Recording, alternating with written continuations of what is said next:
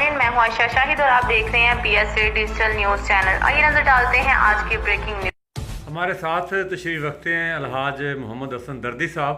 ان سے گزارش کریں گے کہ بہادور سرور کونین صلی اللہ علیہ وآلہ وسلم عقیدتوں اور محبتوں کے چند اشعار جو ہیں وہ پیش فرمائیں۔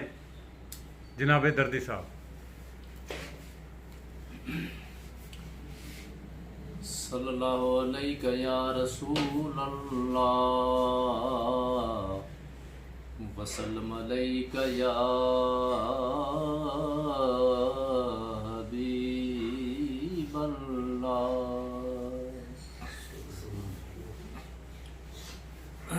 رب رونقاں چلائیاں آجی آمنا دے ویڑے،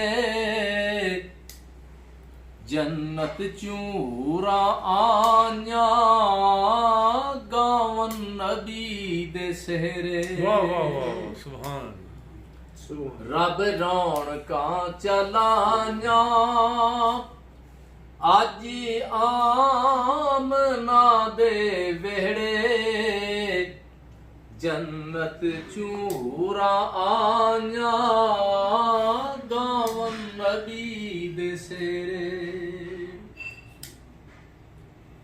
کردائے کعبہ سجدے آج آمنا دے گھر نوں، نوری دین پہ سلامی نبیاں دے تاجور نوں۔